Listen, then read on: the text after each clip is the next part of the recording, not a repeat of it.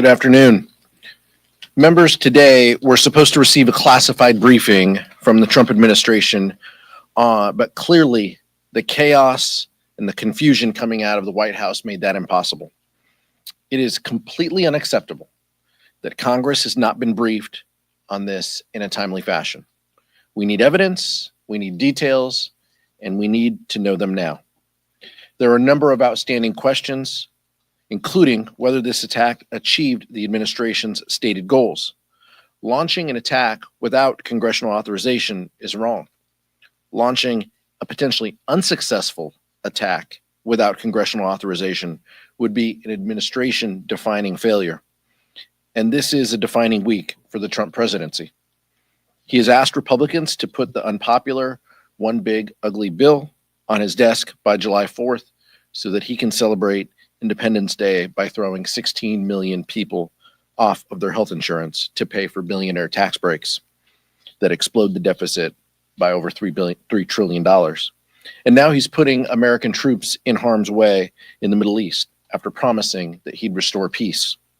The American people want a steady hand at the wheel and to fight back. I'm proud to launch the House Democratic Caucus National Security Task Force, co-chaired by Representatives Jason Crow, Maggie Goodlander, and Derek Tran. And we want to thank co-chair Mikey Sherrill, who can't be with us here today. The members leading this task force will draw on their patriotism, expertise, and commitment to service by providing the leadership that Donald Trump and the rubber stamp Republicans lack the courage and moral clarity to deliver. Vice Chair Ted Lieu. Thank you, Chairman Aguilar. I'm pleased we're joined today by veterans Jason Crow, Maggie Goodlander, and Derek Tran. Like Chairman Aguilar said, it is completely unacceptable that the administration is unwilling to brief the House of Representatives on the strikes in Iran. It has been a long-standing bipartisan goal of both Democratic and Republican administrations to prevent Iran from acquiring a nuclear weapon. The Iranian regime is a theocratic, autocratic regime. If they had nuclear weapons, they could launch them at U.S. bases, U.S. military interests, and at Israel. And we have to make sure this regime never acquires a nuclear weapon. At the same time, I believe the Constitution means what it says. Only Congress has the power to declare war. I publicly stated at the time that Obama needed congressional authorization to strike Syria. I believe Trump needs congressional authorization to strike Iran. My view of the Constitution does not change based on what party the president happens to belong to. Now, there's some other news that happened today, including that consumer sentiment declined again. And what we know is that the economic policies of Donald Trump and the Republicans are harming Americans, and the American people know it. Inflation has increased. Grocery prices have increased. People are having difficulty making ends meet. And now we have this huge, big, ugly bill that's going to cut healthcare for millions and millions of Americans in service of tax breaks for billionaires. We asked the Republican Senate and House Republicans to vote no. And with that, it is my honor and pleasure to introduce Representative Jason Crow, who served our country in combat prior to joining Congress. Thank you, Chairman Aguilar, Vice Chairman Lieu, and my fellow co-chairs of the House Democratic National Security Task Force, Derek Tran and Maggie Goodlander. I'm Jason Crow from Colorado. And even though I'm a member of Congress now, I view this issue, like many national security issues, more through my eyes as a former Army Ranger and paratrooper and combat veteran than just as a member of Congress. I deployed 3 times to Iraq and Afghanistan in my early and mid-20s. And I know the true costs of war. I know what happens when unaccountable elites in comfortable air-conditioned offices in Washington pound their chests, saber rattle, and then send somebody else to go off and do the tough work. Because it's people that I grew up with, working class kids from around the country and from the middle of the country, from small towns that people in Washington don't pay attention to, that have to go out and carry out that tough talk. So I take it pretty personally when an elite like Donald Trump makes a cavalier decision without thought, without engagement with Congress, to potentially pull us in to another long-term endless conflict in the Middle East. Because don't get us wrong, there is no appetite in America for the United States to be pulled in to another decades-long conflict in the Middle East. So there's a lot of talk about Congress and why Congress should be involved. A lot of discussion about the Constitution, a lot of discussion about war powers, and I just want to talk about why that should matter to Americans. You know, of course the Constitution matters, and of course obeying the rule of law matters. But let's drill down into that for just one moment. We spent 20 years in $3 trillion and over 6,000 American troop lives fighting wars in Afghanistan and Iraq that should have ended much, much sooner and been far less costly than they were. How did that happen? Well, it happened in large part because there was just one vote. The entirety of those wars, one vote in one formal debate in Congress. And then, out of sight, out of mind. Congress is an essential part of this. That is what the framers of the Constitution envisioned. That the people closest to the American people, they have to go home every weekend and stand in high school auditoriums, in gyms, in Rotary clubs, and Friday night fish fries across America, and be held accountable and say why we should spend taxpayer dollars and send our men and women to someplace around the world into conflict, why we should do that, and to be accountable for it in real time. That's why the involvement of Congress matters. Because nobody will ever tell me that things would have been different in Iraq and Afghanistan had we actually had that debate, had we actually pushed that accountability. We know it would have been. So Congress needs to step up. I know the House Democrats are ready to step up. We're already leading to reinsert ourselves into matters of war and peace. It's time for the Republicans to step up too and say enough is enough. We have an independent constitutional obligation to support our military, to support our troops, and to discharge our obligations under the Constitution, regardless of what Donald Trump says. We are not asking them to storm the beaches of Normandy or to give their lives for this country. We are asking them to step up and fulfill their constitutional obligations. And with that, it is my pleasure to introduce the intrepid whip of the House Democrats, Catherine Clark from Massachusetts. Thank you so much, Congressman Crow, and thank you for your service to our country, both your military service and your service, and to all of you. And thank you to our chairman and vice chairman for pulling this together. Our message today is clear. The Constitution is not a document of convenience. It is there to guarantee that there is accountability because it is the people's voice of this country. It is American families who are feeling every day that it is hard to get ahead, who need to be informed of when this country is going to have military strikes and go to war. And that is where representative government comes in. That is the design. That as members of Congress, we are here representing our districts and the voice of the American people.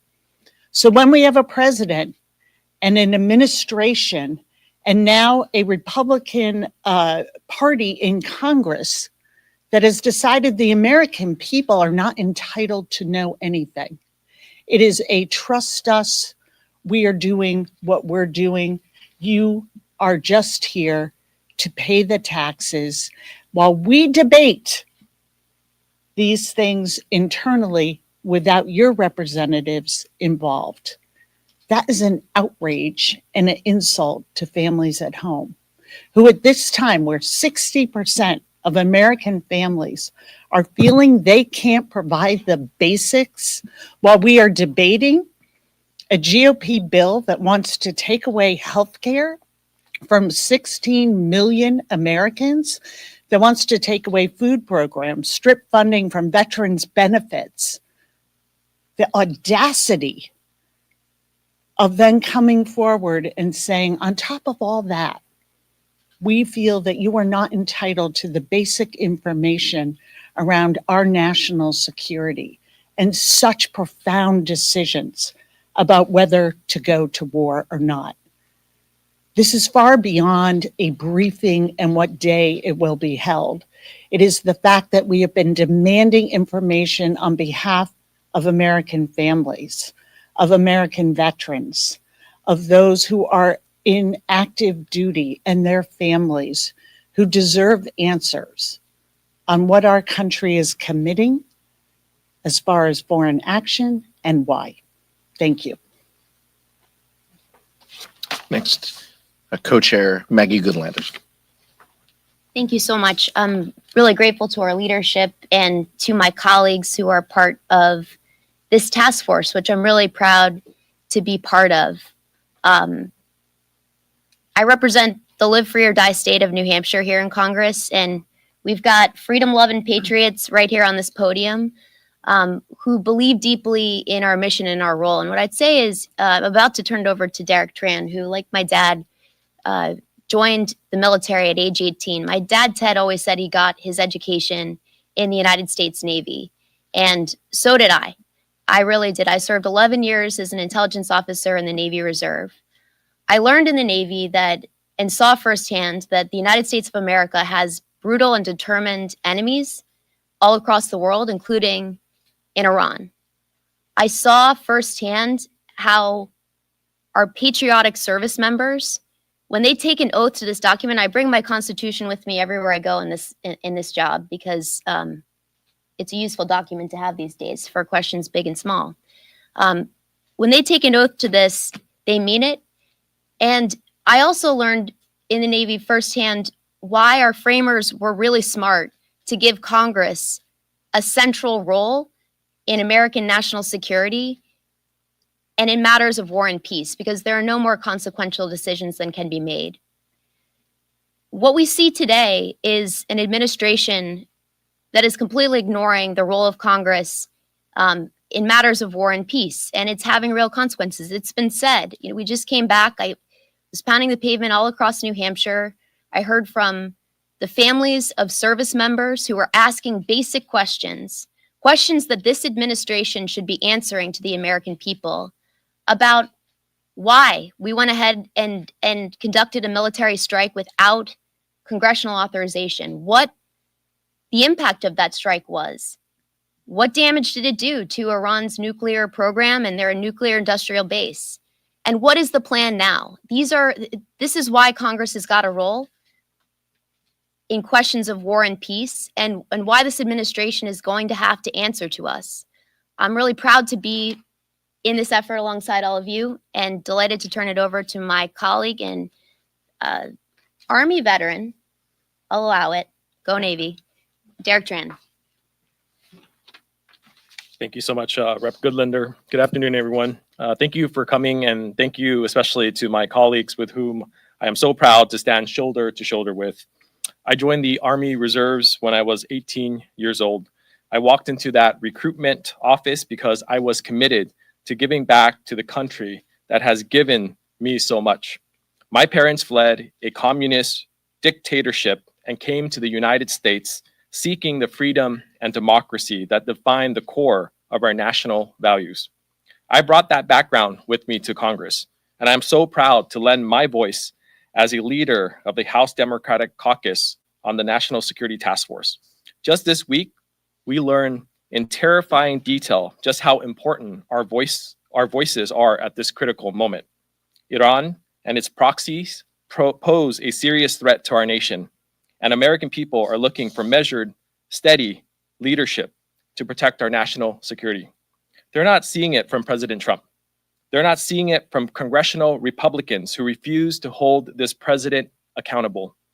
I am proud to stand with my colleagues today to urge a stronger, more stable approach to our national security. We are committed to keeping our service members safe. We are committed to protecting U.S. global leadership, and we don't want our country dragged into another reckless war. It is critical that we exhaust all diplomatic options to de-escalate this conflict because we do not want more of our soldiers put in harm's way. The United States has been the sole global superpower for decades, not only because of our military might, but because of our values, our adherence to the Constitution, and our respect to the rule of law. We're here today because we refuse to stand by while this legacy is under threat. Thank you so much, and I'm going to turn it back to our chairman for questions. Thank you, Derek. Thank you, colleagues. Questions? Congressman Al Green's resolution is coming up on the floor. Do you expect Democratic leadership to vote? I anticipate that Democrats will vote to table this, and I'll be among them voting to table it. Yeah. You mentioned at the top, Chairman, that Donald Trump wants to get the bill on his desk by July 4th so that he can celebrate Independence Day like 15 million people on the health insurance.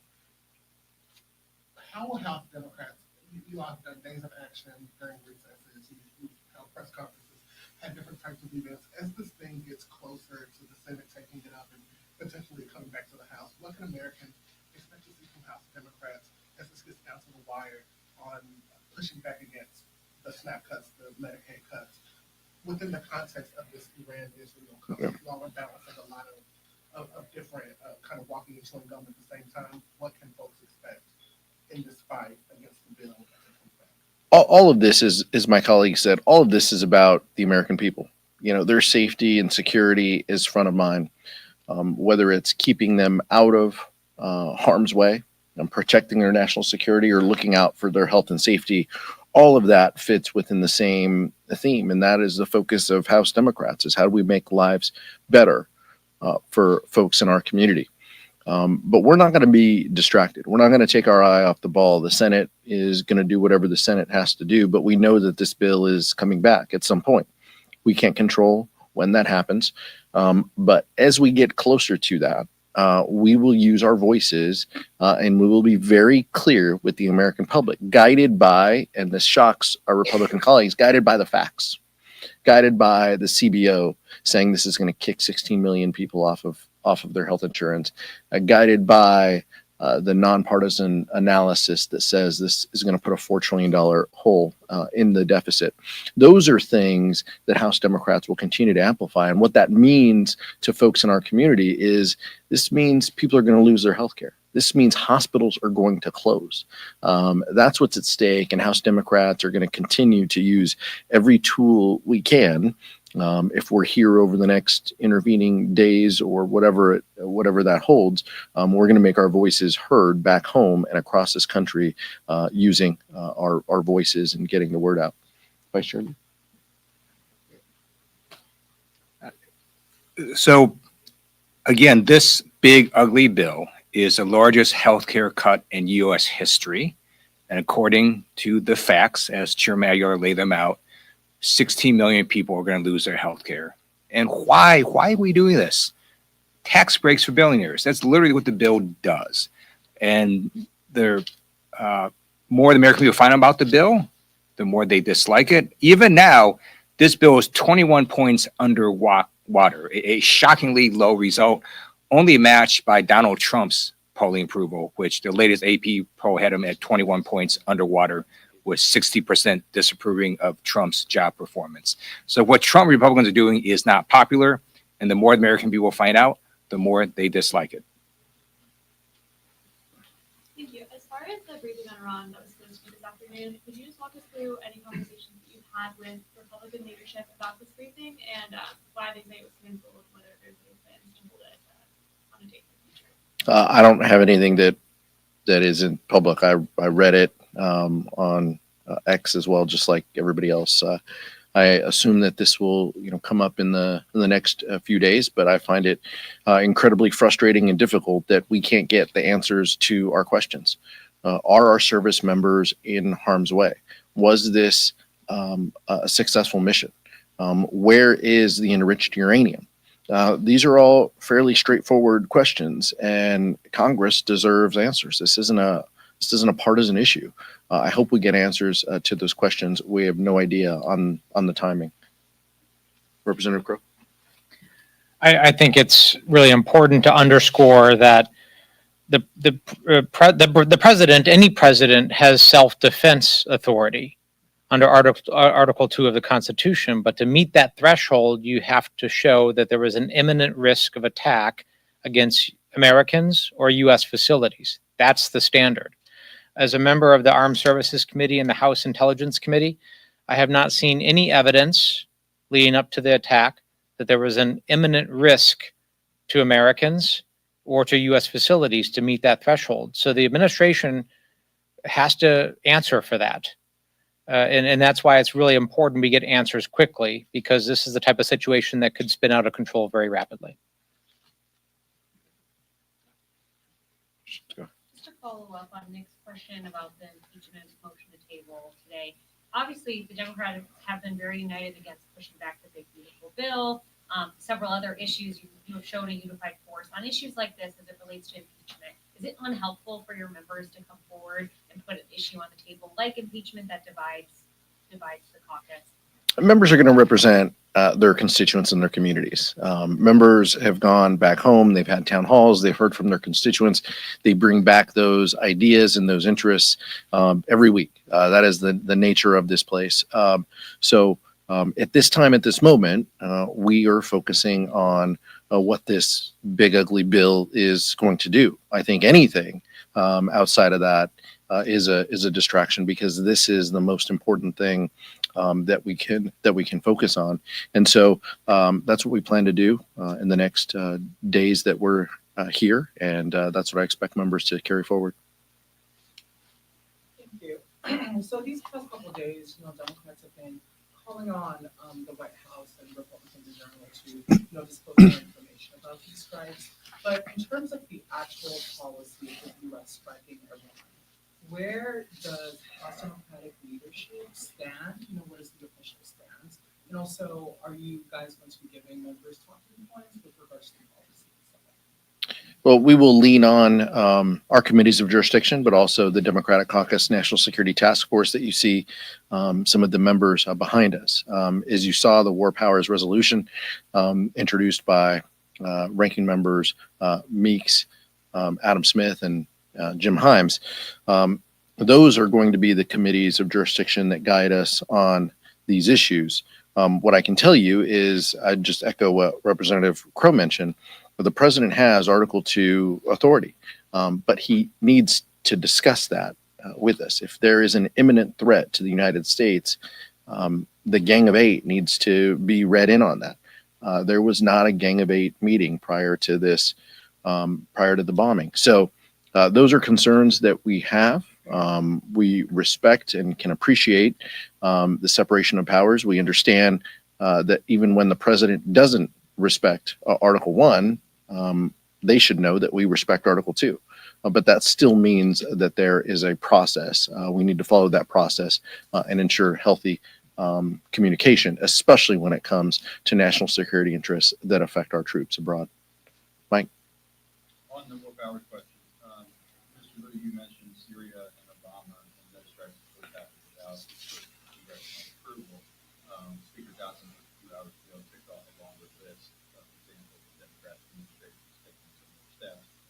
Doesn't that kind of undermine your argument that, hey, look at these big bad Republicans violating the Constitution with these strikes when Democratic administrations have done something? Yeah. Just because it was wrong then doesn't mean it's not wrong now. The Constitution is the Constitution, and it says only Congress has the power to declare war. And it's been a bipartisan problem with Congress ceding way too much power to the executive branch. And if you look at what J.D. Vance is saying, it's pretty extreme. He's basically saying the president can take action because it deals with nuclear proliferation. Well, if you take that argument, then that would mean any U.S. president could just strike Russia or China or North Korea without congressional approval.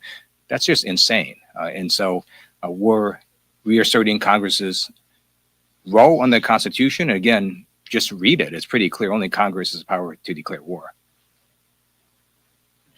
Yeah.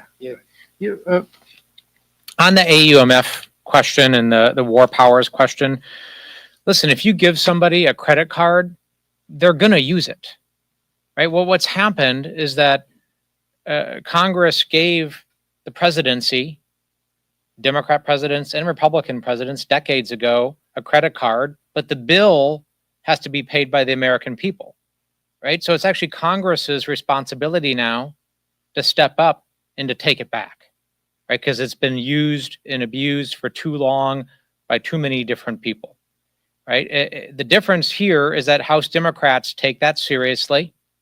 We're stepping up to do something about it. And in the absence of leadership by the Republicans who control the House of Representatives and the Senate, once again, House Democrats are stepping up to lead and to make the tough decisions to do the right thing so the American people don't have to foot the bill for reckless misadventures and foreign policy failures. That's the difference. But I think, a lot of this discussion around war powers and authorizations for use of military force, let's not forget what we're trying to achieve here, right? House Democrats know the danger that Iran poses to the world. We know the danger that Iran poses to American troops. I know. I was in Iraq when Iran was training and equipping its militias and blowing up my units and the people that I served with.